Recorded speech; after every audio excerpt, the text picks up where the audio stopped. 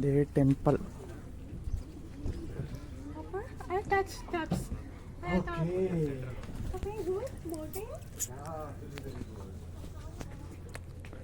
So ನಾವು ಬಂದಿದ್ದು boat. So ಅಲ್ಲೊಂದಷ್ಟು ಜನ ರೆಡಿಯಾಗಿದ್ದಾರೆ ಬೋಟಿಗೆ ಬರಲಿಕ್ಕೆ. ಸೊ ಹೊಳೆ ತುಂಬ, ಕೆರೆ ತುಂಬ ಪಾಚಿ ಕಟ್ಕೊಂಡಿದೆ, ನೋಡ್ಬೋದು ಸುತ್ತ. ಸೊ ಮೀನುಗಳಂತೂ ಯಥೇಚ್ಛವಾಗಿದೆ, ಸಣ್ಣ ಸಣ್ಣ ಮೀನುಗಳು ಕಾಣ್ತಿದೆಯಾ. ಸೊ ದೇವಸ್ಥಾನದ 4 ಮೂಲೆನೂ ಕೂಡ ಒಂದೇ ಥರ ಇದೆ. ಸೊ ಕರೆಕ್ಟಾಗಿ ಕೆರೆ ಮಧ್ಯದಲ್ಲೇ ದೇವಸ್ಥಾನ ಇರೋದು ನೋಡಿ.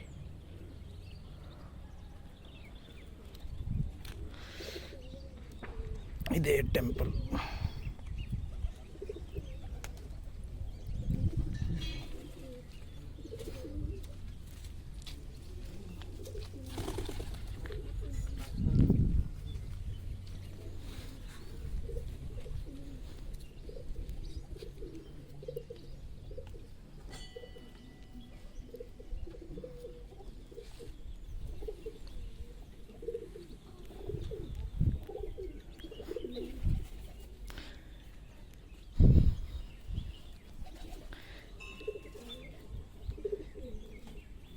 ಈ ದೇವಸ್ಥಾನದಲ್ಲಿ ಮುಂಚೆ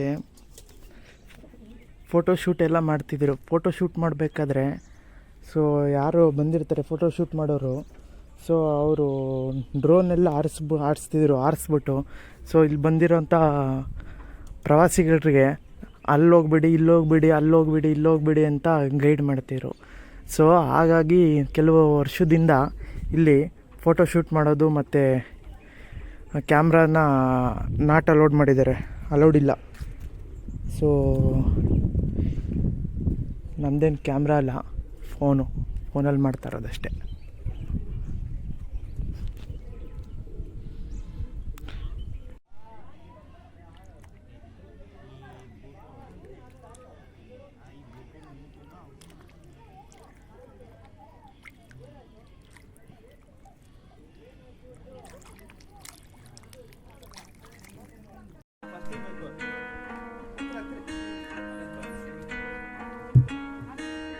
ಕಡಲನು ಕಾಣ ಹೊರಟಿರೋ ಕರಗೋ ಕರಗೋ ಮುಗಿಲೆ.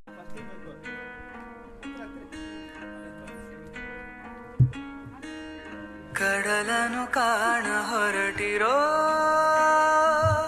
ಕರಗೋ ಕರಗೋ ಮುಗಿಲೆ.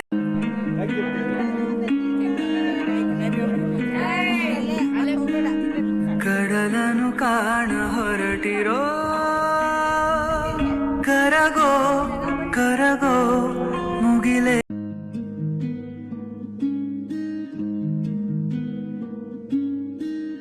ಕಡಲನು ಕಾಣ ಹೊರಟಿರೋ ಕರಗೋ. ನಾನಿನಗೆ ನೀ ಎನಗೆ ಜೇನಾಗುವ, ರಸದೈವ ಗಂಗೆಯಲ್ಲಿ ನೀನಾಗುವ, ಹೂವಾಗುವ ಹಣ್ಣಾಗುವ, ರತಿರೂಪಿ ಭಗವತಿಗೆ ಮುಡಿಪಾಗುವ. ಈಗಷ್ಟೇ ಬೋಟಿಂದ ಟೆಂಪಲ್ನ ನೋಡ್ಕೊಂಡು ಬಂದು ಬೋಟ್ ಇಳಿದಿದ್ದೀವಿ. ಸೊ ಈಗ ನಾವು ಬಂದ ದಾರಿಲೇ ವಾಪಸ್ ಹೋಗಬೇಕು. ಸೊ ಅಲ್ಲೇ ನಾವು ಟಿಕೆಟ್ ತೊಗೊಂಡಿದ್ದು. ಸೊ ಜೈನ ಬಸದಿ ಅಂತ ಹೇಳಿದ್ನಲ್ಲ, ಅದೇ ಜೈನ ಬಸದಿ. ಅಲ್ಲಿ ನೋಡ್ತಾ ಇರೋದು ನೀವು, ಇಲ್ಲೆಲ್ಲ ಭತ್ತ ಬೆಳೆದಿದ್ದಾರೆ ನೋಡಿ. ಈಗ ನೆಕ್ಸ್ಟು ನಾವು ಇಲ್ಲಿಂದ ಹೆಬ್ರಿಗೆ ಹೋಗಿ ಹೆಬ್ರಿಯಿಂದ ನೆಕ್ಸ್ಟು ಉಡುಪಿಗೆ ಹೋಗಬೇಕು. ಸೊ ನೆಕ್ಸ್ಟು ಉಡುಪಿಲಿ ಸಿಗೋಣ. ಇಲ್ಲಿ ನೋಡಿ, ಇದೊಂದು ಮಠ. ಇಲ್ಲಿ ನೋಡಿ, ಚಿತ್ರೀಕರಣ ಮತ್ತು ಪ್ರೀ ವೆಡ್ಡಿಂಗ್ ಶೂಟ್ ಕಡ್ಡಾಯವಾಗಿ ನಿಷೇಧಿಸಲಾಗಿದೆ. ಆಗಲೇ ಹೇಳಿದ್ನಲ್ಲ, ಇದೆ.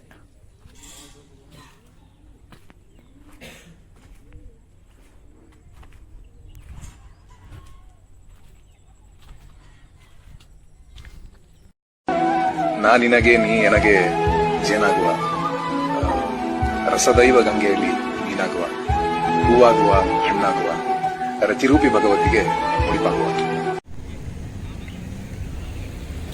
ನಾನೀಗ ವರಂಗ ಟೆಂಪಲ್ಲಿಂದ ಹೆಬ್ರಿಗೆ ಬಂದು ಹೆಬ್ರಿಯಿಂದ ಉಡುಪಿಗೆ ಬಂದಿದ್ದೀನಿ.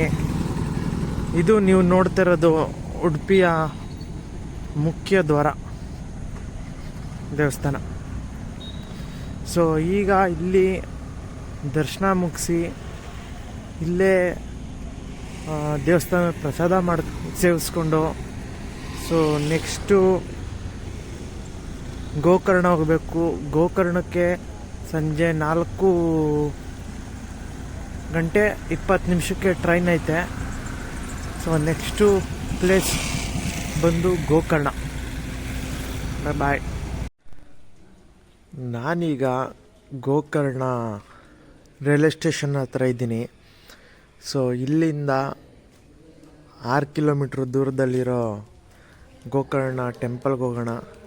ಇಲ್ಲಿಂದ ಆಟೋ ಹಿಡಿದು ಗೋಕರ್ಣ ಟೆಂಪಲ್ಗೆ ಹೋಗಬೇಕು. ಸೊ ಇಲ್ಲಿ ಕಾಣಿಸ್ತಾ ಇದೆಯಲ್ಲ, ಇದೇ ಎಕ್ಸಿಟ್. ನಾನೀಗ ರೈಲ್ವೆ ಸ್ಟೇಷನ್ನಿಂದ ಗೋಕರ್ಣ ಬಸ್ ಸ್ಟ್ಯಾಂಡಿಗೆ ಬಂದು ಗೋಕರ್ಣ ಬಸ್ ಸ್ಟ್ಯಾಂಡ್ ಪಕ್ಕದಲ್ಲೇ ಇರೋಂಥ ಒಂದು ಬೈಕ್ ರೆಂಟಲ್ ಸ್ಟೇಷನ್ಗೆ ಬಂದಿದ್ದೀನಿ. ಸೊ ನಾನಿಲ್ಲಿ ಒಂದು ದಿನಕ್ಕೆ ಅಂದರೆ ಸಂಜೆ ಒಂದು 5:30-6 ಗಂಟೆವರೆಗೆ ಈ ಒಂದು ರೆಂಟಲ್ ಬೈಕ್ನ ತಗೊಳ್ತಾ ಇದ್ದೀನಿ. ಸೊ ನನಗೆ ಈ ಬೈಕ್ ಕೊಟ್ಟಿದ್ದಾರೆ. ಸೊ ಫಸ್ಟೇ ಯಾರು ಗಾಡಿ ತೊಗೊಳ್ತಿದ್ದೀನಿ ಅಂತಂದರೆ ಫಸ್ಟೇ ವೀಡಿಯೋ ಮಾಡ್ಕೊಬಿಡಿ. ಸೊ 4 ಸೈಡ್ಲು ಫೋಟೋ ತೊಗೊಂಡು ವೀಡಿಯೋ ಮಾಡ್ಕೊಬಿಡಿ. ಆಮೇಲೆ ಏನಾದ್ರು ಸ್ಕ್ರ್ಯಾಚಸ್ ಆಗಿತ್ತು, ಅದಾಗಿತ್ತು, ಇದಾಗಿತ್ತು ಅಂದರೆ ಸುಮ್ಮನೆ ಫೈನ್ ಕಟ್ಟಬೇಕಾಗುತ್ತೆ. ಸೊ ಹಾಗಾಗಿ ಹಿಂಗೆ ವೀಡಿಯೋ ಮಾಡ್ಕೊಬಿಡಿ, ಫೋಟೋ ತಗೊಬಿಡಿ. ಸೊ ಅದು ಸೂಕ್ತ. ಇಲ್ಲಿಂದ ನೆಕ್ಸ್ಟು ಟೆಂಪಲ್ಗೆ ಹೋಗಿ ಟೆಂಪಲಿಂದ ಯಾಣ.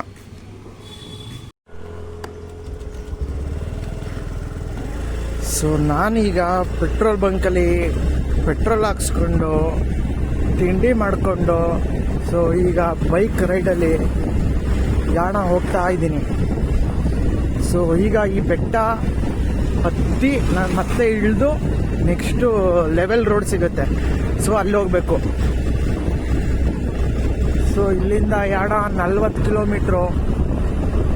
ಸೊ ಈಗ ಕುಮಟಾ 20 ಕಿಲೋಮೀಟ್ರು. ಕುಮಟಾಯಿಂದ 10-15 ಕಿಲೋಮೀಟ್ರು ಯಾಣ ಅಂತ ಹೇಳಿದ್ರು. ಸೊ ನಾನು ಮ್ಯಾಪ್ ಸರಿಯಾಗಿ ನೋಡಿಲ್ಲ. ಸೊ ರೋಡ್ನ ಕೇಳ್ಕೊಂಡೇ ಹೋಗ್ತಾ ಇದ್ದೀನಿ. ಮ್ಯಾಪ್ ಕೇಳೋಕ್ಕಿಂತ ರೋಡ್ ಕೇಳ್ಕೊಂಡು ಹೋದರೆ ಸ್ವಲ್ಪ ಶಾರ್ಟ್ಕಟ್ ಇರೋರು ಶಾರ್ಟ್ಕಟ್ ಹೇಳ್ತಾರೆ ಐಡಿಯಾ. ಸೊ ಅದರಿಂದ ಈಸಿ ಆಗುತ್ತೆ, ಬೇಗನೂ ಹೋಗಿ ಬೇಗನೂ ರಿಟರ್ನ್ ಆಗ್ಬೋದು. ಸೊ ಇದೊಂಥರ ಹೊಸ ಎಕ್ಸ್ಪೀರಿಯನ್ಸು. ಸೊ ಯಾರ್ದೋ ಬೈಕಲ್ಲಿ ರೈಡ್ ಹೋದಂಗೆ, ಇಲ್ಲಿ ಡ್ರಾಪ್ ಕೇಳ್ದಂಗೂ ಅಲ್ಲ, ಬೇರೆಯವ್ರ ಬೈಕು ಅಂತ. ನಮ್ಮದೇ ಬೈಕು ಅನ್ನೋಕ್ಕೆ ನಮ್ಮ ಸ್ವಂತ ಬೈಕು ಅಲ್ಲ. ಇದೆಲ್ಲ ಎಣ್ಣೀರು ಮಾಡ್ತಿದ್ದಾರೆ. ಸೊ ಆಲ್ಮೋಸ್ಟು ಇಲ್ಲಿ ರೆಂಟೆಡ್ ಬೈಕ್ಗಳೇ ಜಾಸ್ತಿ ಓಡಾಡ್ತಿರ್ತಾರೆ. ಸೊ ಟೂರಿಸ್ಟ್ಗೆ ಬೇಕೇ ಬೇಕು. ಯಾಕಂದರೆ ನಾನು ಫಸ್ಟು ವಿಚಾರ ಮಾಡಿದ್ದು ಬಸ್ಸಲ್ಲಿ ಹೋಗೋಣ ಅಂತ ಕೇಳಿದ್ದಕ್ಕೆ ಸೊ ಡ್ರೈವರ್ ಹೇಳಿದ್ರು ಸೊ ಇಲ್ಲಿಂದ ಕುಮಟಾ ಹೋಗ್ಬೋದು, ಕುಮಟಾದಿಂದ ಯಾಣ ಹೋಗ್ಬೋದು, ಬಟ್ ಯಾಣದಿಂದ ರಿಟರ್ನ್ ಆಗ್ಲಿಕ್ಕಾಗಲ್ಲ, ನೀವು ಅಲ್ಲೇ ಎಲ್ಲಾರ ಸ್ಟೇ ಆಗಿಬಿಡ್ಬೇಕು. ಸೊ ಯಾಕೆಂದರೆ ಇರೋದೇ ಒಂದು ಬಸ್ಸು ಅಥವಾ 2 ಬಸ್ ಇದೆ. ಸೊ ಅದು ಟೈಮಿಂಗ್ಸ್ ಪ್ರಕಾರ. ಸೊ ಟೈಮಿಂಗ್ಸ್ ಅಂತೂ ಆ ಬಸ್ ಬಂದಾಗ ಬಂತು, ಟೈಮಿಂಗ್ಸ್ ಬಂದಾಗ ಬರೋದಿಲ್ಲ ಆ ಬಸ್ಗಳು ಟೈಮ್ ಪ್ರಕಾರ. ಸೊ ಹಾಗಾಗಿ ಶಾರ್ಟ್ಲಿ ಬೇಗ ಹೋಗಿ ಬರಬೇಕು ಅಂತಂದರೆ ಥರ ರೆಂಟೆಡ್ ಬೈಕ್ನೇ ತಗೊಳ್ಳೋದೇ ಒಂದು ಬೆಸ್ಟ್ ಚಾಯ್ಸ್ ಆಯಿತು. ಸೊ ಫಸ್ಟ್ ನಾನು ಕೇಳಿದ್ದು 600 ರೂಪಾಯಿ ಹೇಳಿದ್ರು ರೆಂಟೆಡ್ ಬೈಕ್ನ. ಸೊ ಒಬ್ಬನೇ ಇರೋದು ನಾನು, ಡಬಲ್ಸು ಹೋಗಲ್ಲ, ಸಂಜೆ 5 ಗಂಟೆ 6 ಗಂಟೆಗೆಲ್ಲ ಬಂದ್ಬಿಡ್ಬೇಕು ರಿಟರ್ನು ಅಂತ ಹೇಳಿದೆ. ಸೊ ಅವರು ಇಲ್ಲ 600 ರೂಪಾಯಿ ಕೊಡಲೇಬೇಕು ಅಂತಂದರು. ನಾನು ಆ ಅಂಗಡಿ ಬಿಟ್ಟು ನೆಕ್ಸ್ಟ್ ಅಂಗಡಿ ಕೇಳಿದೆ. ಆ ನೆಕ್ಸ್ಟ್ ಅಂಗಡೀಲಿ 400 ರೂಪಾಯಿ ಹೇಳಿದ್ರು. ನಾನು ಇನ್ನೂ ಕಡಿಮೆ ಕೇಳಿದೆ, ಅವರು ಕಡಿಮೆ ಕೊಡಲಿಲ್ಲ. ಸೊ ಅದರಿಂದ ನೆಕ್ಸ್ಟ್ ಒಂದು ಸ್ವಲ್ಪ ದೂರ ನಡೆದು ಮತ್ತೊಂದು ಅಂಗಡಿ ಇತ್ತು. ಸೊ ಆ ಅಂಗಡೀಲಿ, ಸೊ ಇದು ಬಂದು ಗೋವಾ, ಮಂಗಳೂರು, ಮುರುಡೇಶ್ವರ, ಈ ಕಡೆ ಹುಬ್ಳಿ, ಇದೇ ರೂಟ್ ಹೋಗಿ ನಾವು ಟರ್ನ್ ಆಗಬೇಕು. ಸೊ ನೆಕ್ಸ್ಟು ಇನ್ನೊಂದು ಅಂಗಡಿ ಕೇಳಿದಾಗ ಅವರು 300 ರೂಪಾಯಿ ಲಾಸ್ಟ್ ಕೇಳಿದ್ರು. ಅವರು ಫಸ್ಟ್ 400 ಹೇಳಿದ್ರು. ಸೊ ಹೀಗೆ ಒಬ್ಬನೇ ಹೋಗೋದು, ಸಂಜೆ 5 ಗಂಟೆಗೆಲ್ಲ 5:30 ರಿಟರ್ನ್ ಆಗಿಬಿಡ್ತೀನಿ ಅಂತ ಹೇಳಿದಾಗ ಲಾಸ್ಟ್ 350 ರೂಪಾಯಿಂದ 300 ರೂಪಾಯಿಗೆ ಬಂದರು. ಮೊದಲೇ ಹಣ ಪೇ ಮಾಡಿಸ್ಕೊಬಿಡ್ತಾರೆ. ಸೊ ಹಣ ಪೇ ಮಾಡಿಸ್ಕೊಂಡು ಗಾಡಿ ಕೊಡ್ತಾರೆ, ಅವರು ಫೋಟೋ ತೊಗೋತಾರೆ ಗಾಡಿದು. ಸೊ ನಮ್ಮದು DL ಕೊಡಬೇಕು, DL ಜೊತೆಗೆ ಆಧಾರ್ ಕಾರ್ಡು. ಸೊ ನನ್ನ ಹತ್ರ DL ಜೆರಾಕ್ಸ್ ಇತ್ತು, ಆಧಾರ್ ಕಾರ್ಡು ಇರಲಿಲ್ಲ. ಸೊ ಆಧಾರ್ ಕಾರ್ಡ್ ಒರಿಜಿನಲ್ ಹಾಕಿದ್ರು, original Aadhaar card okay DL ಇಟ್ಕೊಡ್ತೀವಿ, ಫುಲ್ ಅಮೌಂಟ್ ಪೇ ಮಾಡಬೇಕು ಅಂದರು. ಸೊ DL ಇಟ್ಕೊಂಡ್ರು, 300 ರೂಪಾಯಿ ಫೋನ್ಪೇ ಮಾಡಿ ಅಲ್ಲಿಂದ 200 ರೂಪಾಯಿ ಪೆಟ್ರೋಲ್ ಹಾಕ್ಸ್ಕೊಂಡು ತಿಂಡಿ ಮಾಡಿಕೊಂಡು ಹೊರಡ್ತಾ ಇದ್ದೀನಿ.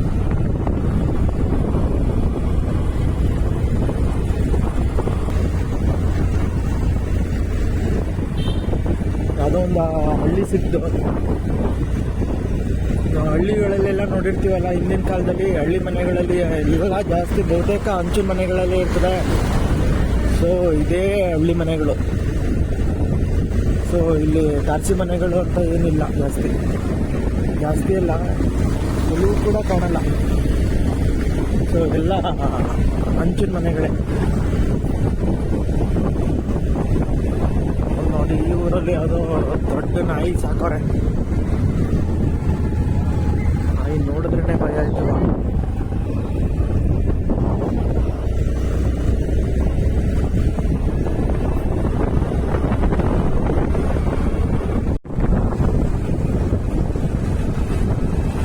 ಆಲ್ಮೋಸ್ಟ್ ಒಂದು 30-35 ಕಿಲೋಮೀಟ್ರ್ ಬಂದಾಯಿತು. ಇನ್ನೂ ಕೂಡ ರೋಡು ಸಾಕ್ತಾನೇ ಇದೆ.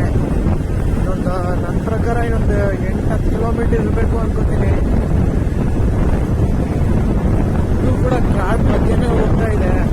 ಏನೋ 4 ಕಿಲೋಮೀಟ್ರ್ 5 ಕಿಲೋಮೀಟ್ರಿಗೆ ಒಂದೊಂದು ಊರುಗಳು ಸಿಗುತ್ತೆ. ಆ ಊರುಗಳಲ್ಲೂ ಕೂಡ ಏನು ಅಲ್ಲಲ್ಲಿ ಮನೆಗಳು, ಜಾಸ್ತಿ ಮನೆಗಳಿಲ್ಲ. ಒಂದು 10-15 ಮನೆಗಳಷ್ಟೇ ಕಾಣಕ್ಕೆ ಸಿಗ್ತಾ ಇರೋದು. ಬಹುಶಃ ಊರು ಒಳಗಡೆ, ಮೇನ್ ರೋಡಿಂದ ಒಳಗಡೆ ಇರ್ಬೋದೇನೋ. ನೋಡಿ, ಸೊ ರೋಡು ಪರವಾಗಿಲ್ಲ, ದೂರ ಚೆನ್ನಾಗಿರುತ್ತೆ. ಒಂದಷ್ಟು ದೂರ ಈ ಥರ ಹಳ್ಳ, ದಿಣ್ಣೆ, ಹೊಂಡಗಳೆಲ್ಲ ಇದೆ. ನೋಡಿ, ಊರಿನ ಬಗ್ಗೆ ಮಾತಾಡ್ತಿದ್ದಂಗೆ ಇಲ್ಲೊಂದು ಮನೆ ಬಂತು. ಸೊ ಥರ ಕಾಡು ಮಧ್ಯದಲ್ಲೇ ನಾವೀಗ ಹೋಗ್ತಾ ಇರೋದು. ಸೊ ನಮ್ಮನ್ನು ನಂಬ್ಕೊಂಡು 200 ರೂಪಾಯಿ ಇಸ್ಕೊಂಡು ಗಾಡಿ ಕೊಟ್ಟವರಲ್ಲ, ಅವ್ರಿಗಂತೂ ಥ್ಯಾಂಕ್ಸ್ ಹೇಳಲೇಬೇಕು. ಸೊ ನಾವು ಯಾರು, ಏನು, ಎತ್ತ ಅಂತ ಏನು ಗೊತ್ತಿರೋದಿಲ್ಲ. ನಮ್ಮದೊಂದು DL ಇಸ್ಕೊಂಡು, ನಂಬರ್ ಇಸ್ಕೊಂಡು 300 ರೂಪಾಯಿ ಕಲೆಕ್ಟ್ ಮಾಡಿಕೊಂಡು ಗಾಡಿ ಕೊಡ್ತಾರೆ.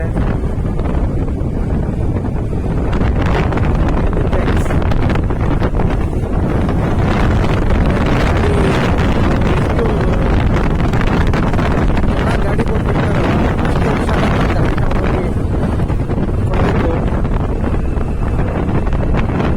ಇದು ನಮ್ಮ ಕರ್ತವ್ಯನೇ.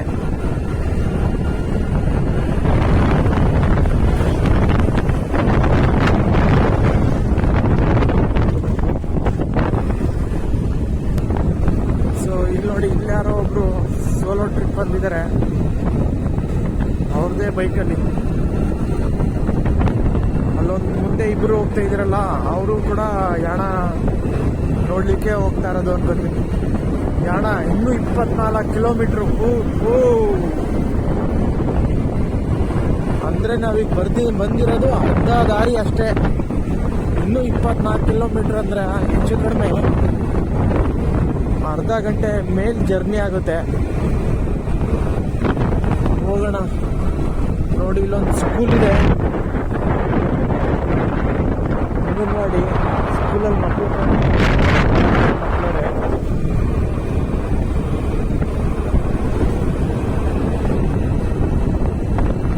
ಮತ್ತೆ ಸಿಗೋಣ.